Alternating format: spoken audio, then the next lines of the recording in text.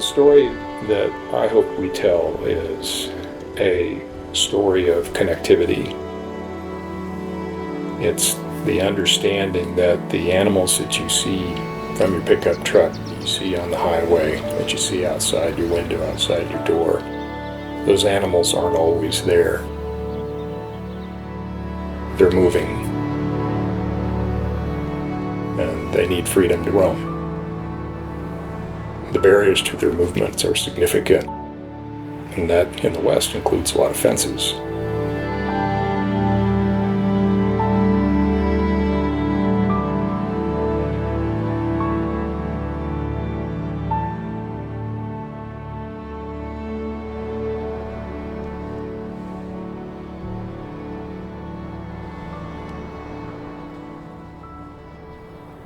Justin invited me here in the fall of 2018, and my first trip to the ranch, it was in the winter, and we started to talk about pronghorn and migration and the stuff that they've seen and how vast this ranch is and how important it is to these animals in their life cycle.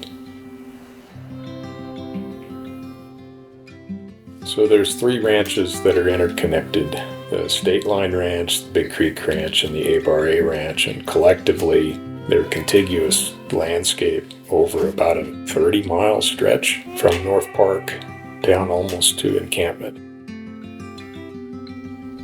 The State Line and Big Creek Ranch are cattle operations. The A-Bar-A has a hospitality component to it, where people come here to the ranch to stay, and I think it may be one of the oldest ranch doing that in the state of Wyoming.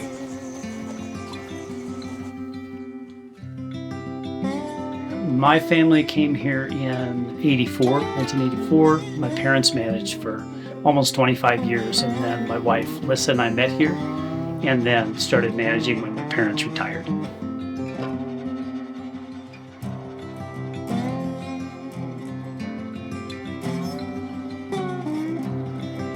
So I met Mike Forsberg at the Western Landowners Alliance conference, and he was giving a presentation about his work and was showing his images, but really talking about the relationship of the landscape and the ranchers. I am a conservation photographer, born and raised and spent most of my life in Nebraska. Worked most of my adult life in the Great Plains in North America.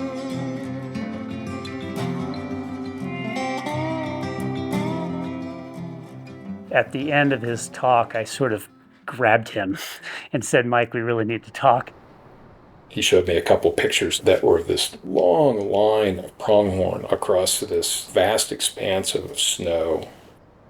I'd never seen anything like it.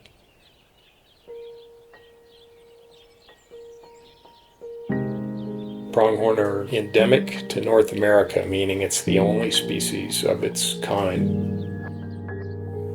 And they are the second fastest land mammal on Earth. They can run 60 plus miles an hour in a sprint, which seems pretty remarkable when you look at them, because they look like a sausage on toothpicks. You know, they just sort of got this sort of sausage-like body with spindly little legs and this very odd-shaped sort of head and horns. But they are fast. And they have tremendous eyesight.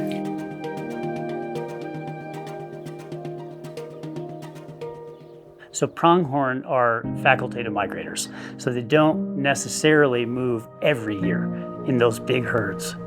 But when the snow depth gets too deep for them to find food, then they'll move.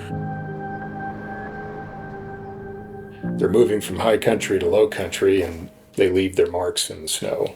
So you can actually follow their trails. You can see where they scoop underneath the fences. And pronghorn, even though they can jump if they have to, their bodies aren't built to jump. They crawl under. And if that bottom wire, instead of having barbs on it, it's smooth so that it doesn't cut their backs, then that's a good thing.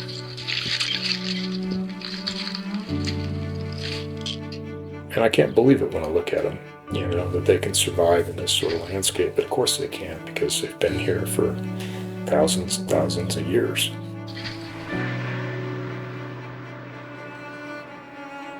I think the biggest threat to wildlife migration is just development.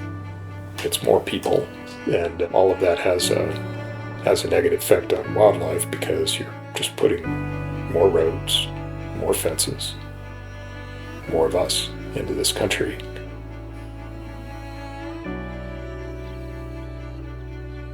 We're the most influential species on the planet. We can do whatever we want, but we can't engineer ourselves out of everything.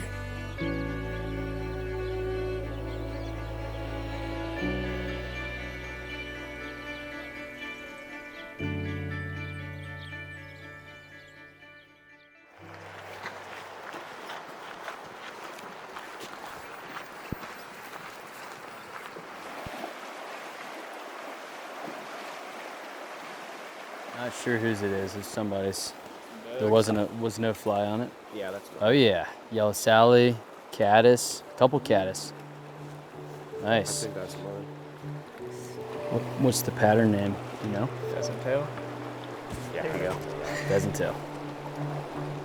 There's a lot of pocket water. There's some big runs, but there's a lot of places where fish are holding. All right, let's go this way.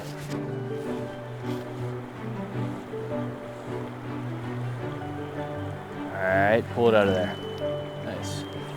Go up to this middle run again.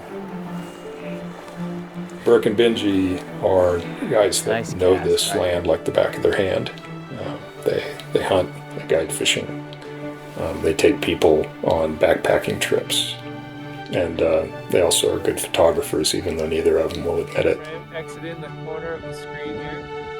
On milk. Couple coyotes. And maybe most importantly is they love wildlife, and they understand what a great sanctuary these ranches are. We had witnessed over the years this huge movement of pronghorn. This big herd would pile up together during certain conditions in the middle of the winter. And so that was kind of the reason that we wanted to get Mike out here to come check this out and help us photograph it and help us talk about it and help us learn about it. So that's how this all started. Started with a big tour of the ranch and drove around and started to talk about some of the things that we have seen. We set up these cameras all across the ranch to see what we captured. The cameras allow you to focus and narrow in on a very specific place in an enormous landscape. I hope your camera works, because this is ridiculous. Oh man, you're scratching. Oh man, the baby. Learning from mom. Oh, That's a big cat. that is a big cat.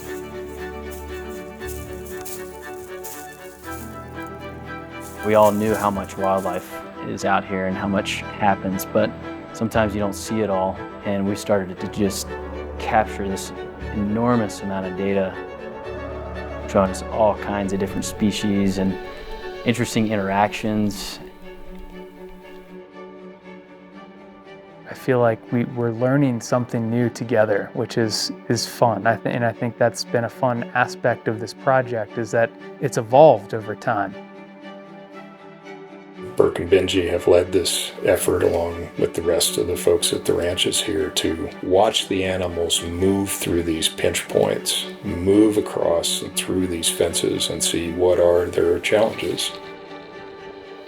And then once we know how they move and once we know what the barriers are, how can we make those barriers and those challenges go away? And if we can do that, then it's been a great success.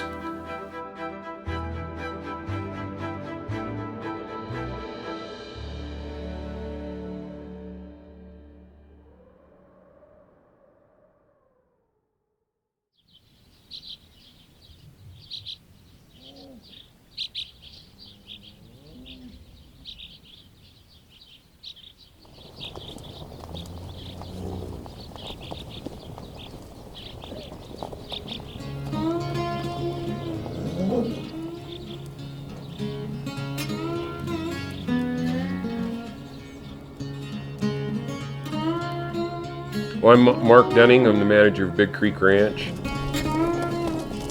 Pretty much born and raised in Wyoming, and I've been on this ranch since '76. So, what's that? 24 and 22 is 46 years. My dad managed the place for 14 years, and then I've managed it since 1990. I met Mark.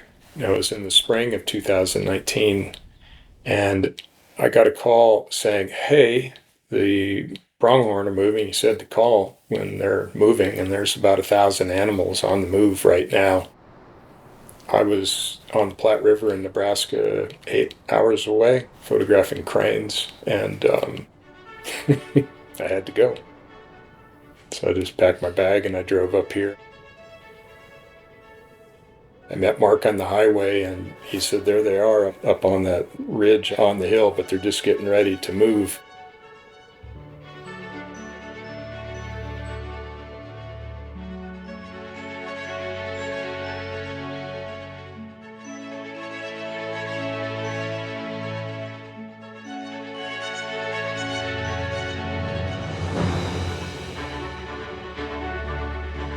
I travel all over the country, and I never see the volume of wildlife that we have up here.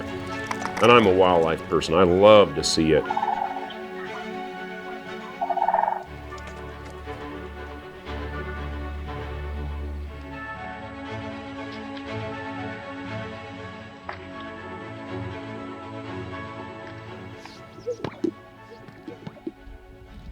We try to manage a lot of this ranch to benefit the wildlife that we have and still try to make it profitable.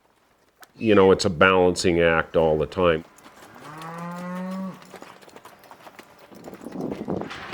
You know, there's a perception always that the wildlife are over here, and then the ranchers are over here. They each do their things. But actually, they're all together. Ranchers that have survived in this country have survived here because they've learned how to live with the land. The wildlife that has survived here in this country have evolved to live with the land, but they've also evolved to live with the people here, and so it all works together in a really beautiful system.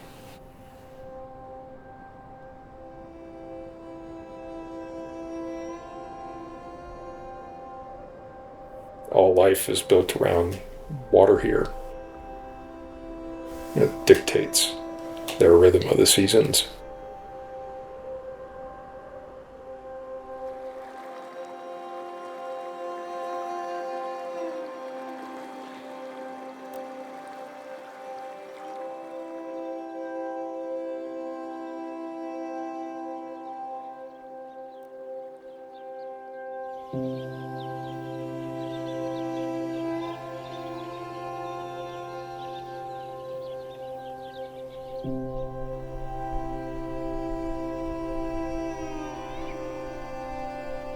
You know, in this country, which is like a lot of country, whiskey's for drinking and water's for fighting over, and so everything depends on water.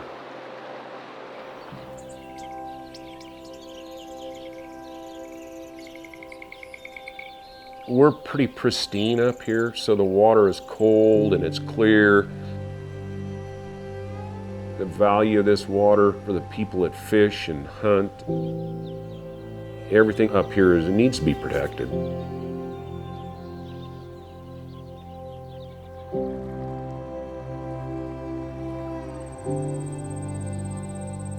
These big meadows and these big ranches, what they contribute to the environment is huge. There's not very many of these wild places left.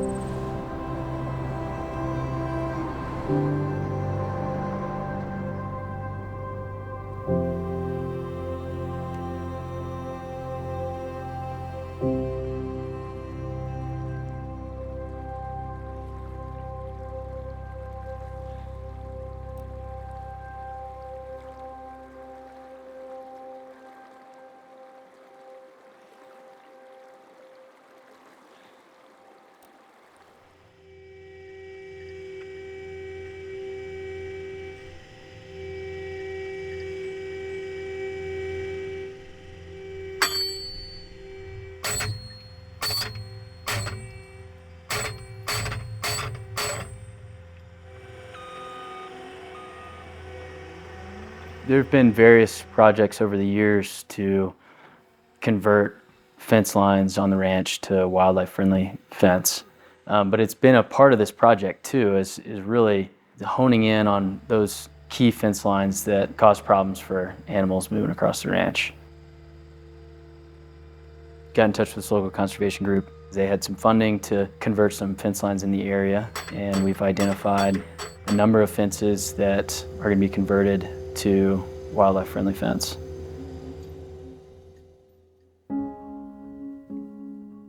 So the design on this fence is going to be 3-wire wildlife friendly.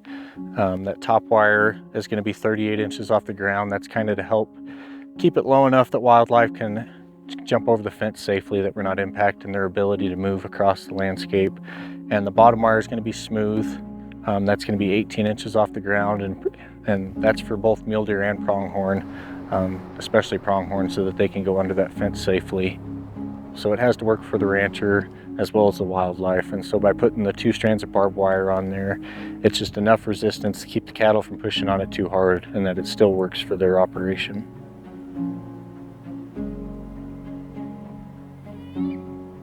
I think there's the perception that you have to, if you're a landowner, you have to take all your fences out and you have to replace it all with wildlife-friendly fence, and that's not true.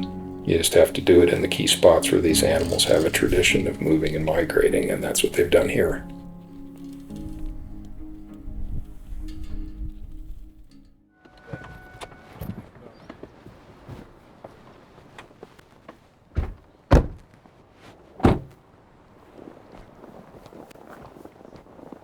Go get him.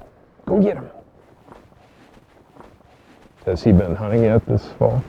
Not yet. Really? He's not very happy with me for that. I bet he's not.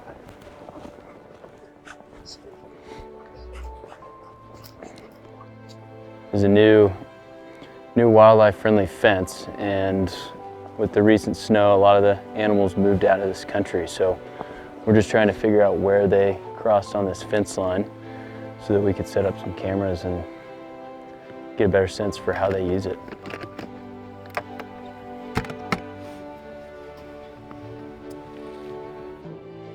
So it'll be interesting to see if they've found a new crossing or if they've turned and gone up to their historical path.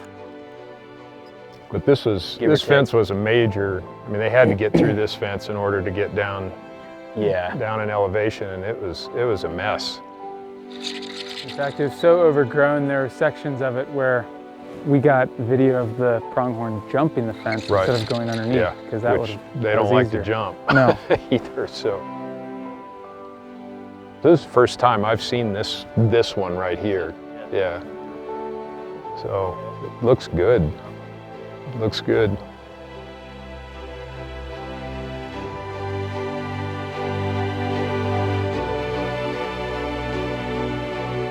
The purpose of fence lines is to separate pastures for grazing management. And this design is new, so we're kind of testing it.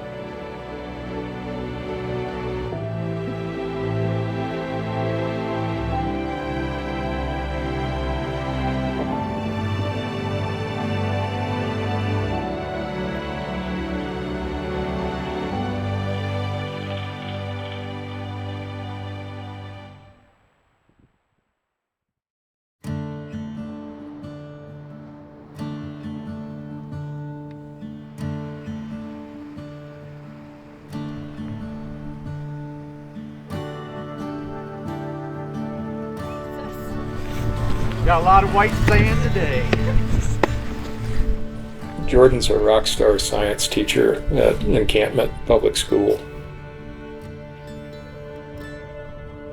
One of the things I value on my field trips is character building, which means having my kids do hard things outside.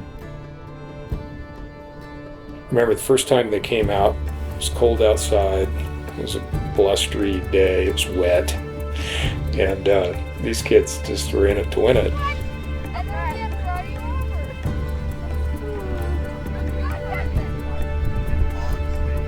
It was right around -20, which is really cold.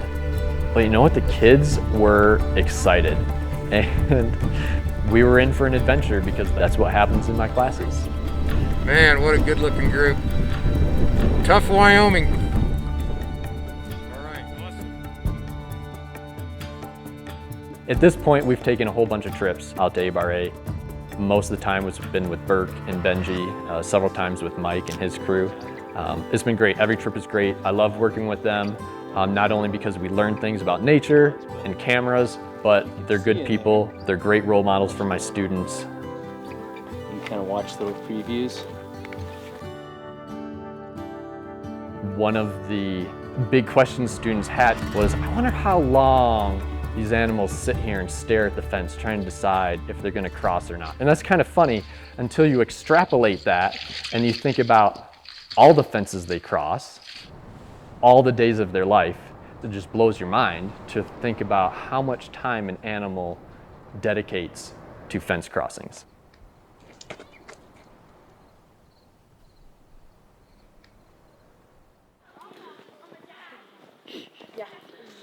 Yeah, so we can get in the back seat. You know the camera picked that up.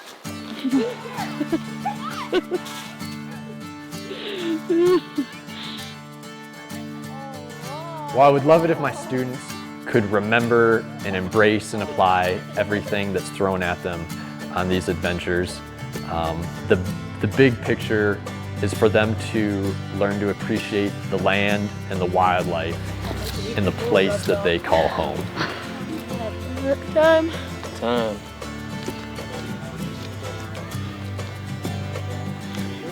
It's 2:47. It's on it. Perfect. It's good. All right, close it up. There you go. Sweet. And then the last thing we could do, just, you know, if you think the wind's blowing and the animal's walking through, that might scare them. You want to do it? All right. Oh. With his little top hat. Got a boogie? This one went under it, I think. Yep, he went under it. Went right under. That's, They're the next generation. This is their landscape now. I'm sure it means a lot to them. And I just remember when I was a kid, I don't remember anything about sitting in any class, anywhere, anytime. But I remember every single field trip that we ever took, and especially the ones where we went outside into nature in some way. I think this will be set in with these kids for a long time, and this becomes their project too.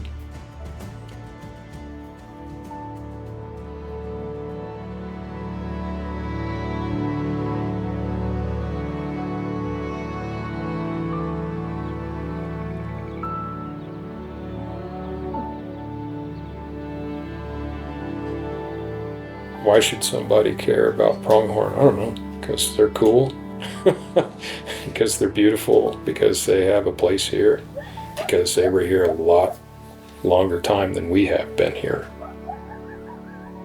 This is their own.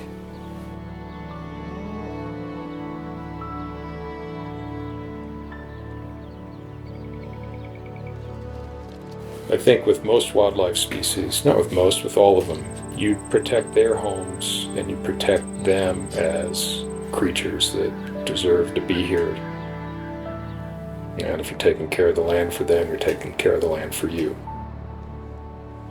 You can say that 1,000 times, but what's good for wildlife is good for humanity, period.